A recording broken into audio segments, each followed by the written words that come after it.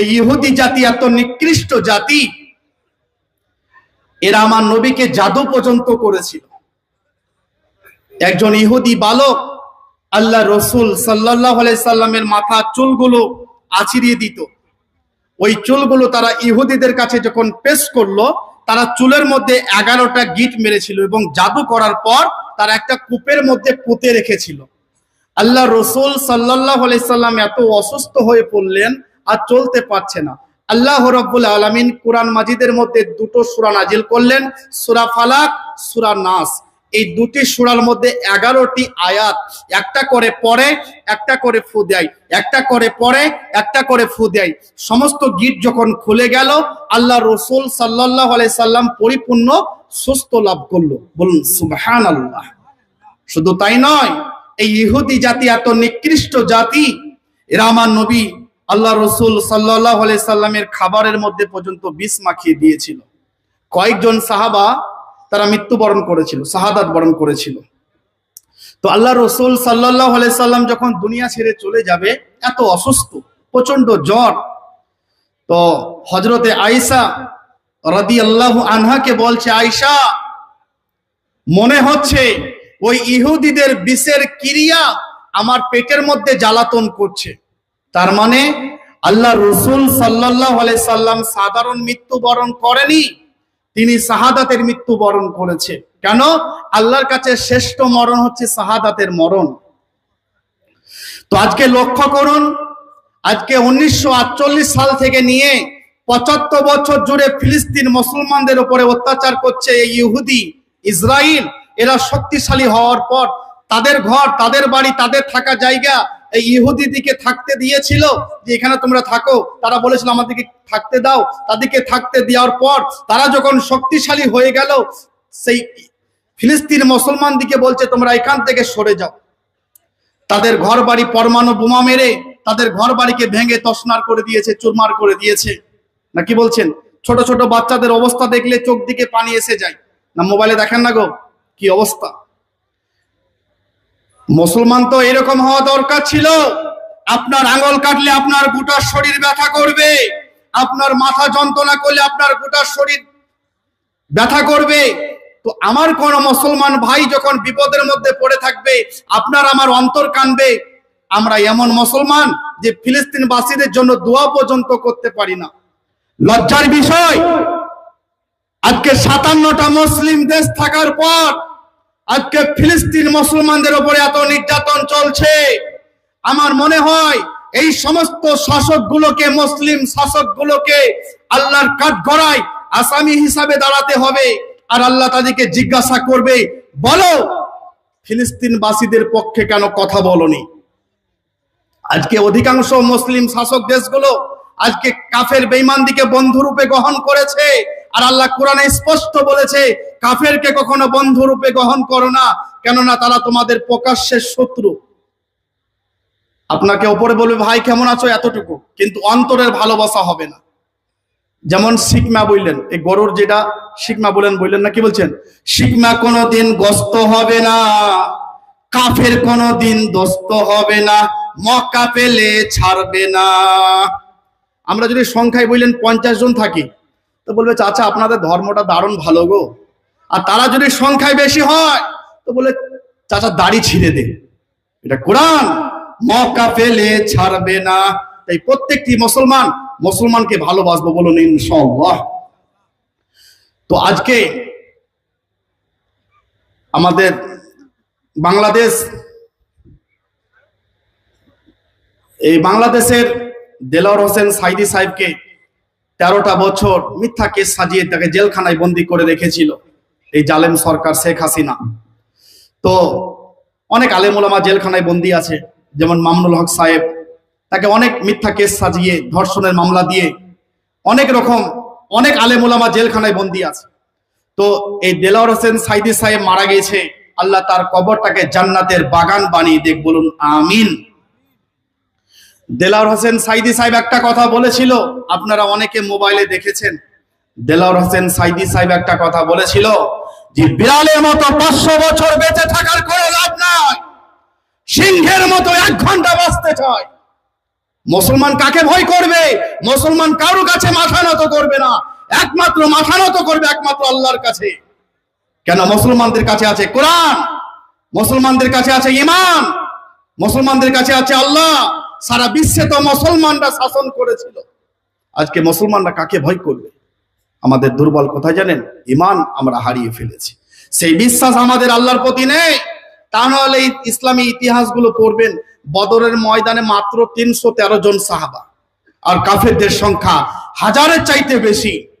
আল্লাহ রসুল সাল্লাল্লাহু আলাইহি সাল্লাম যখন আল্লাহর কাছে দোয়া করছে আর বলছে, ওগো আল্লাহ, এরা তো অসহায়, এরা তো দুর্বল, এরা যদি শেষ হয়ে যায় পৃথিবীতে তোমার নাম লিয়ার মতো পৃথিবীতে কেউ থাকবে না। আল্লাহ অসংখ্য ফেরেশতা দিয়ে সাহায্য করেছে, বলুন সুবহানাল্লাহ। এই বিশ্বাস যদি আমাদের থাকতো তাহলে আল্লাহ রাব্বুল আলামিন আমাদের উপরে ফেরেশতা নাজিল করতো। একটা গল্প বলি, কিন্তু খুব জ্ঞানের কথা বললেন, মন দিয়ে শুনবেন। এক রাখাল বুঝলেন মাঠে ছাগল চড়াতে গিয়েছে, দিয়ে একটা বাঘের বাচ্চা কুড়িয়ে পেয়েছে বুঝলেন। তো বাঘের বাচ্চাটা তো মানুষ করতে হবে, তো বাঘের বাচ্চাটা ছাগলের বাচ্চার সঙ্গে রেখে দিয়েছে বুঝলেন। দিয়ে আস্তে আস্তে বড় হচ্ছে, তো অনেকগুলো ছাগল বুঝলেন দেখছে বাঘের রংটা তো আলাদা, আমাদের সঙ্গে মিলছে না। তো অনেকগুলো ছাগল বুঝলেন তাকে শিঙে করে গুতা মারছে, মানে ঢুসাসে বুঝলেন। তো বাঘের বাচ্চা বললে, দাঁড়ারে বাবা, আমার শিং বের হোক, তারপরে তোমাদেরও দেখাবো মজা। তো আচ্ছা বলুন তো, এই কিয়ামত যদি এসে যায়, এই বাঘের বাচ্চা শিং বের হবে? জীবনের শিং বের হবে না। হ্যাঁ, হারিয়ে গেছে, বলবেন না? বলবো।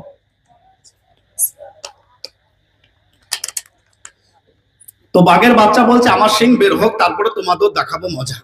তো বলুন তো, কিয়ামত যদি এসে যায়, বাঘের বাচ্চার শিং বের হবে? জীবনের শিং বের হবে না।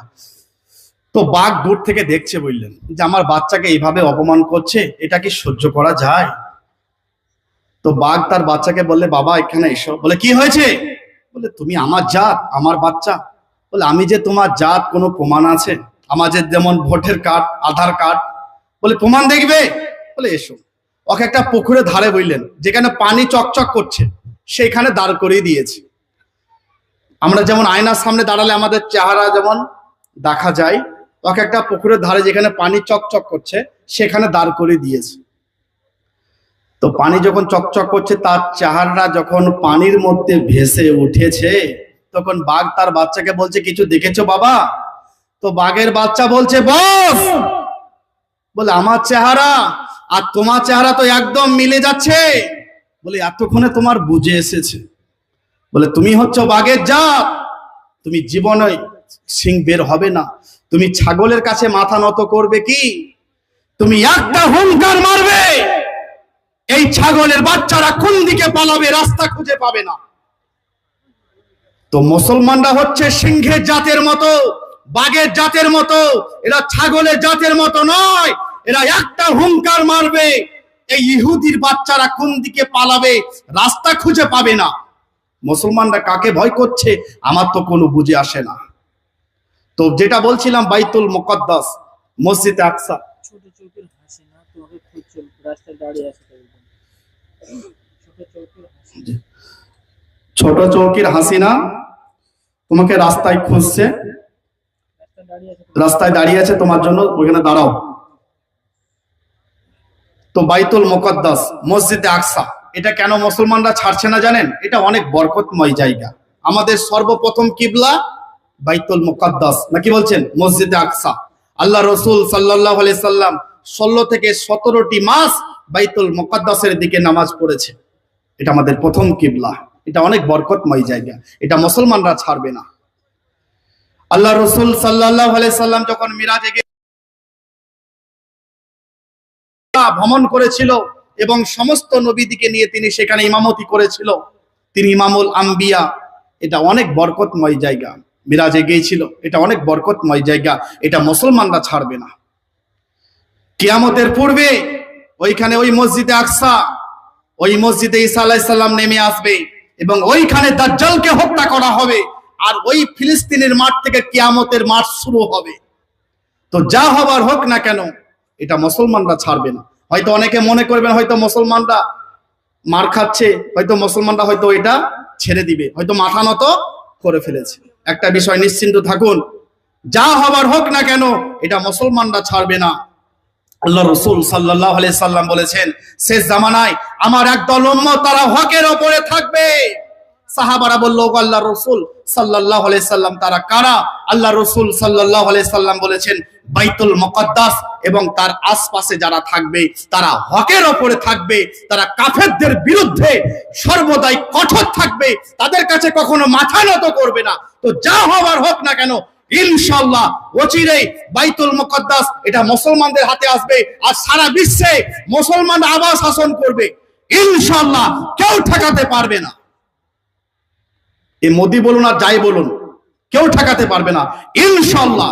সারা বিশ্বে মুসলমানরা শাসন করবে, কেউ ঠেকাতে পারবে না। তো দুনিয়া জীবন হচ্ছে ধোঁকা, আজ চলছে কাল চলবে না, আজ আল্লাহ রেখেছে কালকে রাখবে না। আল্লাহ তওবাকারীকে অনেক ভালোবাসে। আল্লাহ বলছে, যারা তওবা করার মতো করবে, যারা ঈমান আনার মতো আনবে, আমল করার মতো করবে, আল্লাহকে যারা বিশ্বাস করার মতো করবে, আল্লাহ বলছে তাদের গুনাহগুলোকে নেকি দ্বারাই পাল্টিয়ে দেব। বলুন সুবহানাল্লাহ। আল্লাহ বলছে, কেন তোমরা নামাজ পড়বে না? আল্লাহ বলছে, স্মরণ করো, গাই দোয়ার আগে গাইটা ফেরে দেখো গা, গোবরের ভিতর থেকে, রক্তর ভিতর থেকে। আমরা যে দুধে চা খাচ্ছি একবার ভেবে দেখেছেন এই দুধটা কোথা থেকে এসেছে? আল্লাহ বলছে, গাই দোয়ার আগে গাইটা ফেরে দেখো গা, গোবরের ভিতর থেকে, রক্তর ভিতর থেকে দুধ সাপ্লাই হচ্ছে। দুধের গিলাস ধরলে কেন আমাকে মনে পড়ে না?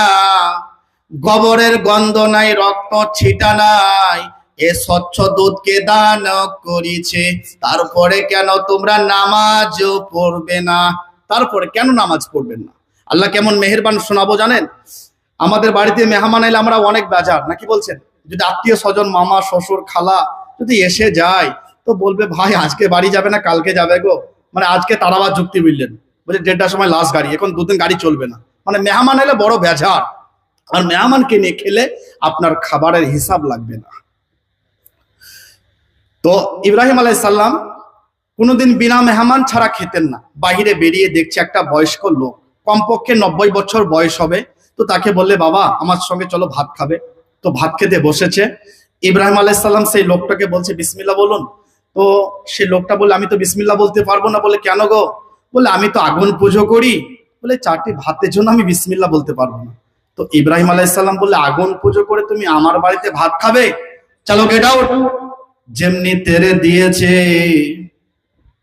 অমনি আল্লাহর ফেরেশতা ইব্রাহিম খলিল, আল্লাহর বন্ধু, আল্লাহ বলে পাঠিয়েছে 90 বছর বিনা বিসমিল্লাহতে খেতে দিতে পেরেছি, একদিন কেন তোমার বাড়িতে বিনা বিসমিল্লাহতে খেতে পাবে না? তার দিমাগের গোলমাল হতে পারে, কিন্তু বান্দা তো আমার। যাও আল্লাহ ডাকো, তা আল্লাহ রাগ করবে। ইব্রাহিম আলাইহিস সালাম দেখছে হয়তো আল্লাহ রাগ করবে। ইব্রাহিম আলাইহিস সালাম সেই লোকটাকে বলছে, বাবা এসো, আসুন ভাত খাবেন। ও মনে করছে হয়তো রাগ মেটেনি, হয়তো মারবে, সেও ভয়ে ছুটছে। ইব্রাহিম আলাইহিস সালাম বলে, আসসালামু আলাইকুম। আসসালামু আলাইকুম। মেয়েদের প্যান্ডেলে বাইরে যে মেহমান মেয়ে ছেলে আছে